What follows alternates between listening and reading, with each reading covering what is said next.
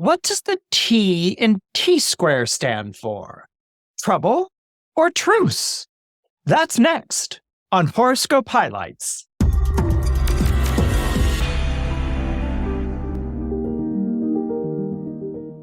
This podcast episode is sponsored by Astrology Hub's Academy.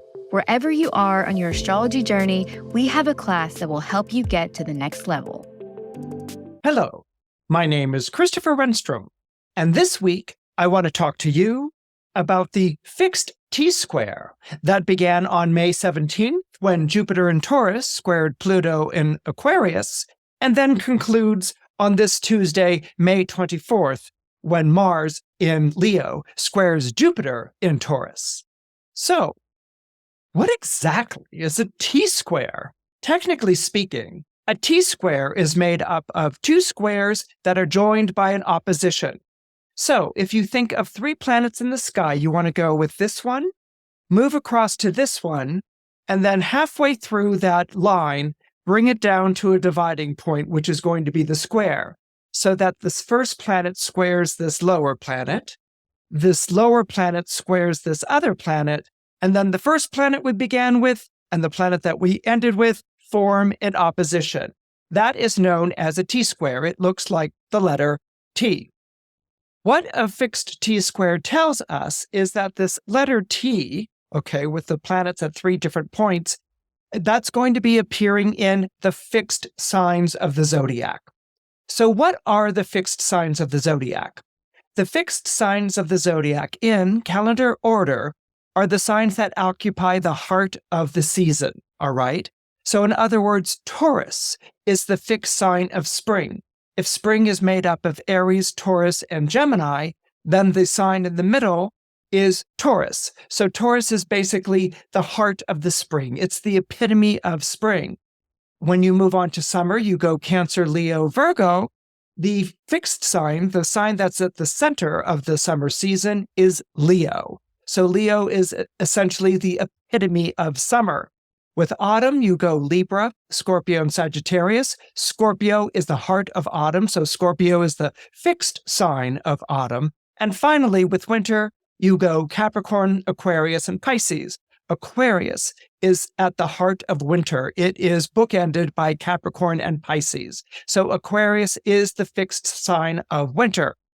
What do fixed signs all have in common? These are the signs that say no before yes. All right, so they're the ones who are going to basically be the immovable object. They can be very stubborn, they can be very resistant, and they're going to hold their ground in whatever element that they appear. A Taurus often gets blamed for being the most stubborn and resistant sign of the zodiac, but if you know or are married to or have business dealings with a Leo, Scorpio, or Aquarius, you know that they can be just as stubborn, just as immovable, and just as persistent. So let's begin with the first date, May 17th.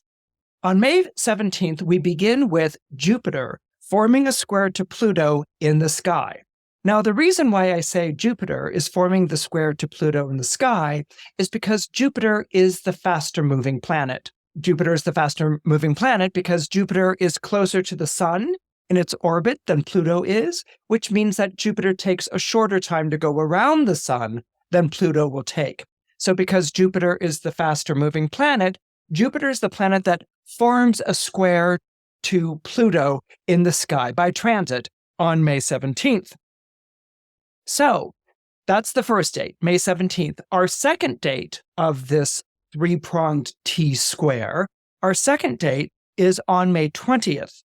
On May 20th, Mars enters the zodiac sign of Leo and immediately forms an opposition to Pluto in Aquarius. So what that basically means is that Aquarius is on one end of the line and Mars has moved into opposition on the other end of the line. And so they form this opposition. You can think of these two planets as sitting opposite each other on a seesaw. How do we know it's an opposition? The two signs, Aquarius and Leo, are 180 degrees away from each other on a 360-degree zodiac. An easier or another way of remembering it is that January February is 6 months away from July and August. So these are the two signs that are in opposition. Aquarius is cold and Leo is hot. Okay, so on May 20th, the top of the T is formed by the opposition between Pluto and Mars. And then our third date, which will be completing the T-square this week, is on May 23rd, when Mars over here in Leo forms a square to Jupiter in Taurus at the base of the T. So basically we go half a T with Pluto to Jupiter, the top of the T with Pluto to Mars, and the final part of the T with Jupiter to Mars, the final square that will be taking place on May 23rd. So how do we go ahead and read a T-square? Okay, this is something that we might see in our natal chart. This is something that, for instance, we're seeing by transit, which I'm demonstrating today. How do we go ahead and read a T-square? Where do we begin and where are we going to end up? Okay, a lot of times when a major aspect is identified like this, like a T-square, there's a tendency to sort of wrap it all up at once, like say, oh, a T-square is, and come up with one final answer to how the T-square works. I don't think that that's the best way to work with T-squares. What I like to do is actually analyze each part of the T-square, and there to form the T. So we're going to spend a little time talking about the Jupiter square to Pluto, followed by the Mars opposition to Pluto, which then concludes with the Mars, because it's the faster moving planet, square to Jupiter. So what are T-squares like? The best way to think of a T-square is world wrestling, okay? With three planets each in their own corner. And that's a good way to think of this T-square because the three planets involved are very vigorous. They're kind of like, planets. I mean, Pluto's like, I'm not going to genuflect to anyone. And Jupiter is, I will, outmuscle all of you. And Mars is like, I may be the smaller guy, but I can still, punch you in the face. Okay, so these are three very vigorous energies, three very vigorous planets, world wrestling, each in a fixed corner. So neither of these three is going to accommodate, and neither of these three is looking to have a conversation. Another way to sort of think of it, or let's kind of like, put some images here. Okay, let's say, I know. Okay, because I loved Godzilla movies. I loved Godzilla movies when I was a kid. Okay, and the best Godzilla movies were the ones that were made in the 60s and the 70s. All right, they just like Godzilla, those Godzilla movies rule. Okay, so we're going to call one planet Godzilla, and the other planet could be Mechagodzilla. All right. And then we're going to have Rodan. Okay, so we're going to have Godzilla, Mechagodzilla, and Rodan. Now, some people might be like, well, what about Scorpio? That's the fourth fixed sign. Doesn't that get involved? And we can make Scorpio Ghidorah. Scorpio is going to be Ghidorah because it's got like three heads and it's like that. But basically, in terms of the way that this T-square is being set up, Scorpio doesn't really have a planet that's moving through it. There's a planet in Aquarius, there's a planet in Taurus, and there's a planet in Leo. So there isn't really a planet that's moving through Scorpio. So, where Godzilla and Mechagodzilla and Rodan are like looking at Ghidorah, who's reaching for a fight? Ghidorah's like, I don't know what you're looking at, guys. I don't have a dog in this fight. All right. Okay. So Scorpios kind of like get a free pass with this one. Okay. They don't really have to be involved in it. They don't have a dog in this fight. There isn't a planet that's going through Scorpio at this particular time. So let's break it on down. As we break it down, I think that the best way to do it, or how I like to teach it, is let's take three simple ideas per participant, all right? So what I want you to do is I want you to think of, you don't have to use my ideas, you can come up with your own ideas, but I want you to think of three ideas of Pluto, three ideas for Aquarius, three ideas for Jupiter, three ideas for Taurus, three ideas for Mars, and three ideas for Leo. Okay, let me go ahead and share with you my ideas, all right? Pluto, first idea is obsession. Okay, sorry. It's just like, that's always like, I always equate Pluto with obsession. Okay, so Pluto is obsession. The next idea that I would use or sort of throw on out there is life and death stakes. Pluto in your chart talks about what you're going to fight for because it's life and death stakes. And it's not just fight for, it's like and it's more than an urgency. Pluto is always about life and death stakes. Whatever decision it makes, whatever action it follows, whatever it hopes for, it's pinning its life on this. Okay, so Pluto, when you're dealing with Pluto, it's playing for life and death stakes. And then the third idea for Pluto that I'm going to offer up here is my Plutonian phrase, which is ordeals and the transformations that arise from them. Okay, so the three ideas for Pluto are going to be obsession, life and death stakes, ordeals, and the transformations that arise from them. That's just the planet. Okay, now the planet goes in a sign, right? Okay, so the planet is in a sign, and the zodiac sign that it's in is Aquarius. So we have to think of three ideas that go with Aquarius. And those three ideas would be, okay, I know right off the bat. The first one is the needs of the many outweigh the needs of the few. All right. So the needs of the many outweigh the needs of the few. That's very much an Aquarian idea for me. The next thing that I would associate with Aquarius, it's an air sign, heavenly, would be eternal truths. Okay. Your principles, your ideals, the eternal truths that are higher than us. They are the eternal truths that speak to our better angels. Okay, that's going to be Aquarian. And then finally, it would be the future. I look at Aquarius as being the most future-oriented of all the zodiac signs. This is the zodiac sign that's really committed and dedicated to the future, to the generations that have yet to enter into this world. Okay, now you can have your own ideas. I'm just doing it to demonstrate how to read a fixed T-square. Okay, so with Aquarius, needs of the many outweigh the needs of the few, eternal truths, principles, and the future. Okay, so in this corner, we might have an obsession with life and death stakes, ordeals and transformations arise from them, linking with needs of the many outweighs the needs of the few, eternal truths, and the future. Okay, so what's going to be really important for Pluto and Aquarius?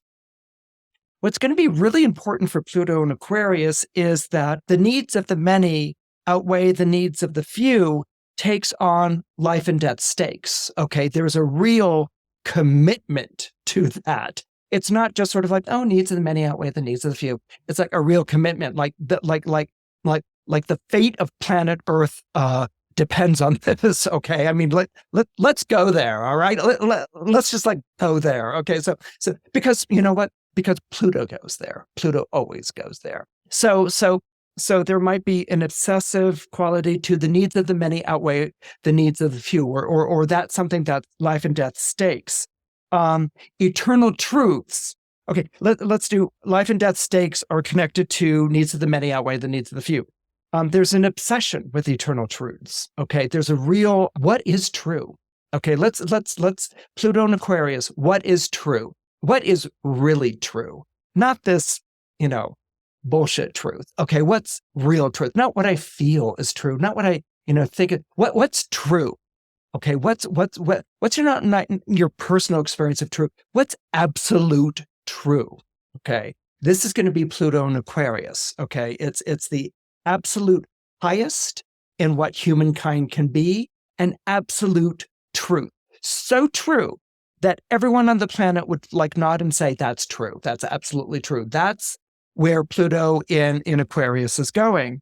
And then finally, the future and ordeals and the transformations that arise from them.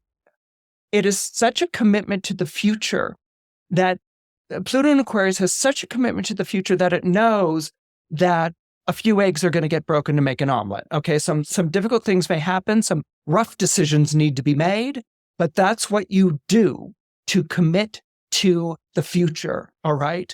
So this is a commitment, a rock solid commitment to the future. And that future is about the highest in all of us. And that future is about the needs of the many, the needs of the people outweigh the needs of the few, or those who are in charge or elite, or think that this is the select few that think that this is the way that things can be done. Can you hear the revolution in that part, or even the radical quality in that part of Aquarius? Okay. And so Pluto's going to make that very, very powerful. So let's go ahead and look at the Jupiter and Taurus part of the square. Taurus, what do we think of Taurus? Taurus, I think of, my turf.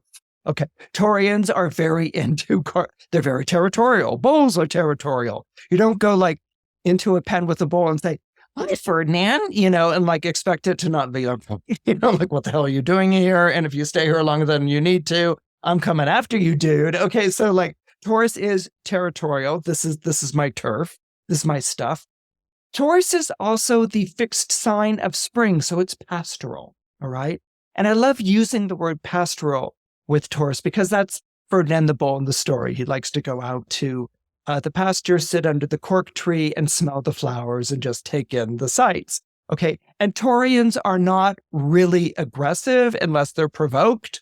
And they're kind of gotta live and let live. As long as you stay on your side of the fence, you can live and let live type of feeling about life. And they're pastoral. They love beautiful things. They love nature. They love things that are green and verdant and lovely. And, how green and verdant are things when the sun is moving through the zodiac sign of Taurus here in the Northern Hemisphere. And again, I referenced the Northern Hemisphere because the Northern Hemisphere is where astrology comes from. And here in the time of Taurus is the time of spring, the heart of spring.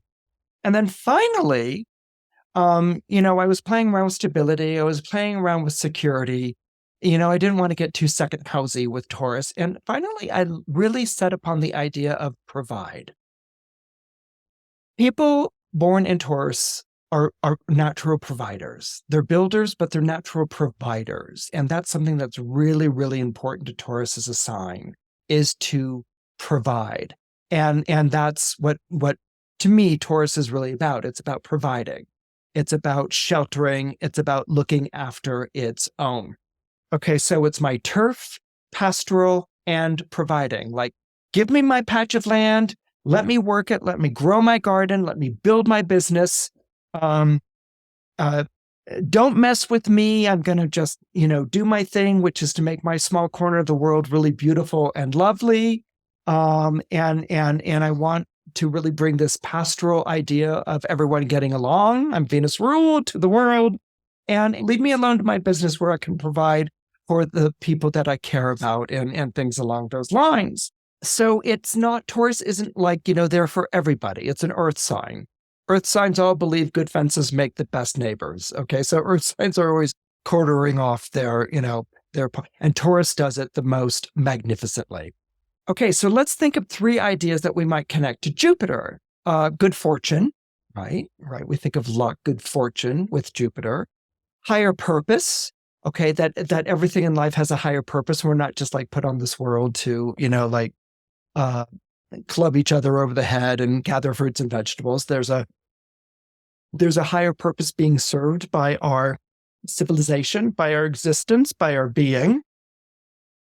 And then the idea of prosperity, the idea of being prosperous, whether that's, go forth and marry and reproduce and be prosperous, in the old religious texts, or being prosperous as in, making prosperity happen in your life, that it's not just something that you sit around hoping will come your way, that you come from a place of prosperity, that you come from a place of fullness, because there's this inherent belief, which is important to Jupiter, that God or Providence will provide. Okay, so what happens when we have them square? Okay, Pluto in Aquarius is very much about, needs of the many outweigh the needs of the few. Well, as you can imagine from what I've just described, Jupiter in Taurus isn't really on board with that. Okay, it's needs of how many, and outweighing what few? Okay, so Jupiter in Taurus is like, hey, I worked my patch of land and I made some good things grow in my life, and I've got a solid work ethic, and it's reflected in what I do. The results of my hard work are in what I do. So I built this up for myself, and everyone should build that up for themselves. And whether they do it well or do it miserably, I'm sorry, it's based on work ethic and belief in your talents and abilities and what you can do. And sometimes if things just don't go your own way, you got to work harder or figure out a way to get around that.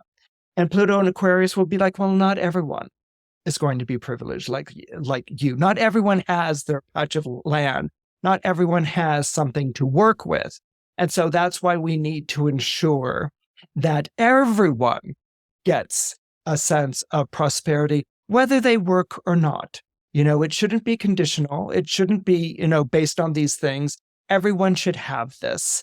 And maybe Jupiter and Taurus, you have a little too much of it.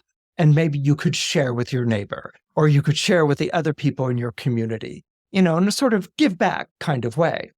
And Jupiter and Taurus might be like, whoa, keep your hands off my stuff. Keep your hands off of what I've earned. Keep your hands off of what I've built for myself. You're not getting into my stuff, and you're not going to redistribute it or reassign it to any way. And stop that, Pluto Aquarius. Hands up, hands up. You kids get off the lawn. Jupiter and Taurus, you Pluto and Aquarius, get off my lawn. You're not going to do this.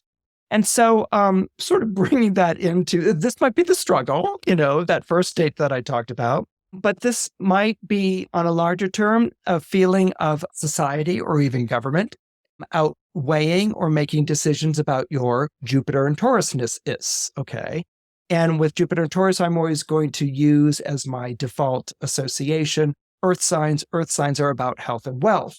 So there may be this feeling that something dealing with your health or something dealing with your wealth is being decided by a committee that is higher up than you. Maybe it's a government, maybe it's a school board, maybe it's a homeowners board, okay, but it's being decided by a group of people or a committee that is higher up in the echelon that you are and has the ability to, shut down or take away or to redistribute or to reassign.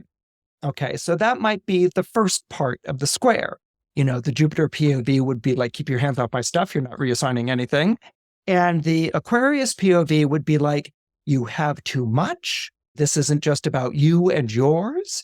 It's about your neighbors. It's about your coworkers. It's about society.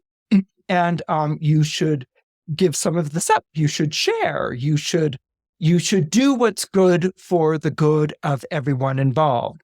You may have to suffer in the moment, but it serves a higher purpose, which is eternal truths and an equal society one day and a future that's yet to be walking around on this earth. So that might be the first part of the square. And so those might be different examples to think of. The pull towards doing what's right by others versus holding on to what's yours. Okay, that might be a simple way of putting it, okay? And that is a square, which means it's in conflict. Okay, the next part of this T-square, okay, we're now going to move from the Pluto and Jupiter square to the Pluto and Leo opposition. Squares are combative and they're engaged, all right? In opposition, they don't agree and they're not engaged, okay? So with an opposition, the planets are polarized. They've taken up sides in two opposite ends of an argument or debate or two political parties, okay? And things are polarized. There's nothing bipartisan. There's nothing cooperative about it. In fact, they want nothing to do with each other. They just want to actually head into opposite directions. Okay, and so what we have here, and this takes place on May 20th, is Mars will be forming an opposition to Pluto and Aquarius on May 20th. This is the direct line. This is the top of the T that makes the T square. Okay, that makes the T.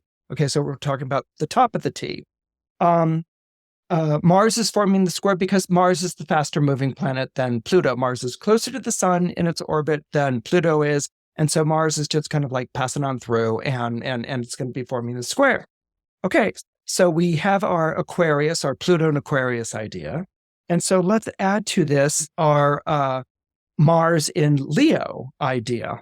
And when we start with the zodiac sign of Leo, okay, Leo is a lion, okay, king of the jungle. Okay, so with Leos, we can connect the idea of self. Okay, I come first is Leo. Then we want to connect the idea of heart. Okay, Leo rules the heart.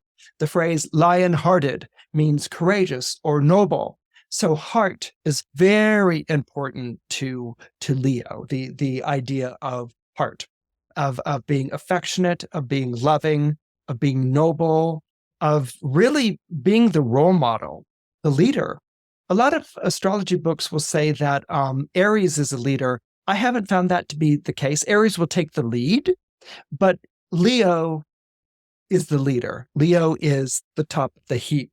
And that's the last idea I would associate with Leo. They are king of the jungle, which means that they're top of the heap, which means that they are the top of the food chain. Okay, lions are at the top of the food chain here.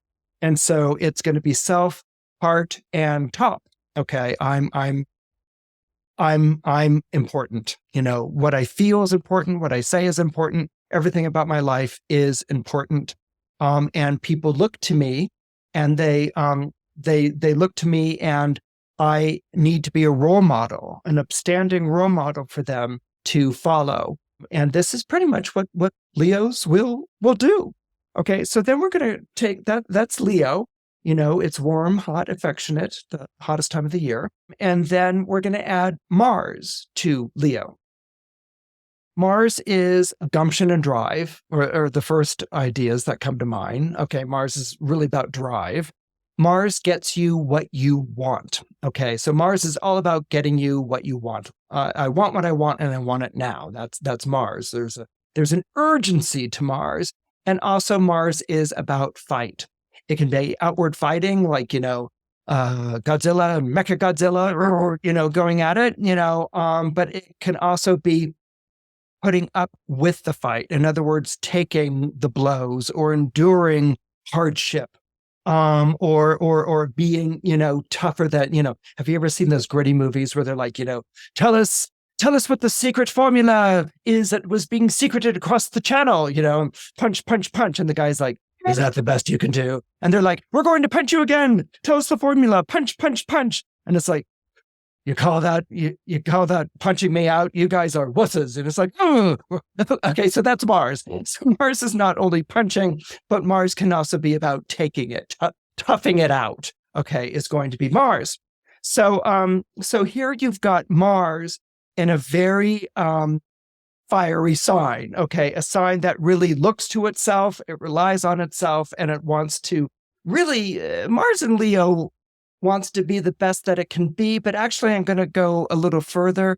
Mars in Leo often is the best that it can be. I mean, Leo has this sense of, I'm already there, I'm already the best. And Mars in Leo is like, yes, I am. And so I can take the things that I want, and they should be given to me because I'm a Leo. Okay, so this could be very much Mars in Leo. Now you could see the obvious opposition with the Pluto and Aquarius. If Pluto's Aquarius is, I'm serving the needs of the many, which are outweighing the needs of the few, and Mars in Leo is like, excusez-moi?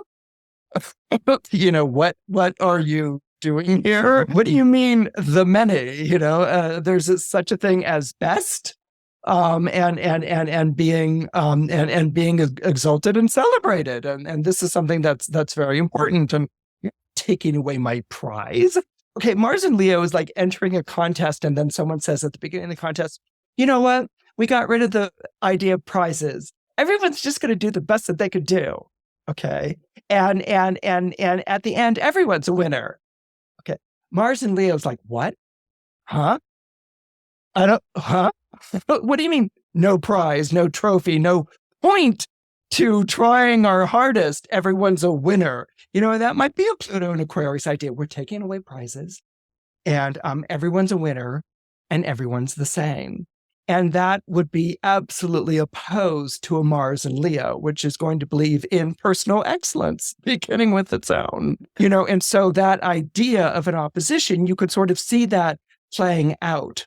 A Pluto in Aquarius might make everything equal. It might be a level playing field, unconditional level playing field. And a Mars in Leo might be saying, you are not taking away my trophy. You are not taking away my prize. You are not taking away the things that I have worked hard for and that I accept. Okay, so this would be an absolute opposition, an absolute resistance. Okay, that's going on between these two ideas. So that could be the May 20th. And then to finish the T-square, and you can already sort of see the alliance that Taurus and Leo might have against the Aquarius, because Aquarius being, let's take away the things that divide. Let's take away the fact that there has to be an upper part and a lower part, and let's make it the same. You could see where Mars and Taurus would be like, you are not taking away anything that I've built and made for myself or that I own to give to someone else. And Mars and Leo is, you are not taking away the trophy. Imagine Miss America pageant. They're like, I'm sorry, Miss America, everyone wins. We're taking away your trophy. No, you're not. Okay, it's not going to be nice. Okay, so that could be what's going on with that. So now we're coming to the final part of the T-square, which is the Jupiter in Taurus versus the Mars and Leo. So maybe this is Rodan versus Godzilla, and Aquarius can be Mecha Godzilla, okay, because he's robot Godzilla. Okay, so this is modern Godzilla. So this is modern technology Godzilla. Okay, so this is Rodan versus Godzilla going on. Taurus versus Godzilla, Mars and in Leo. And so what might be, this is a good question. What might be their beef? What might be their disagreement? So what you want to do is return to those three ideas that I was talking about, my turf, pastoral, and provide. Okay. Leos are going to vibe with that. There's not a huge conflict with it, except that Leos are going to insist that they do things their own way, or that they be celebrated for just existing. No, I'm not going to do that to them. But Leos feel like, I need to rise. I need to rise to the best that I am, or I am the best that I am. And Taurus doesn't really have that kind of a sensibility. So what they might have as a conflict is the idea of, why do you get to do that? Okay, why do you get to do that? Who gave you final say? Who died and made you in charge? Okay, that might be a conflict between the two. Taurus may feel very much like it's the reliable one, that it's the hardworking one. And then Leo may have this feeling, the Mars in Leo may have this feeling that I am owed this, or I can take this. I can take this can be like this belongs to me because I like it. That can sometimes be a Mars and Leo type of thing. There can be a kind of privilege or noblesse oblige, or this is because I want it to be so.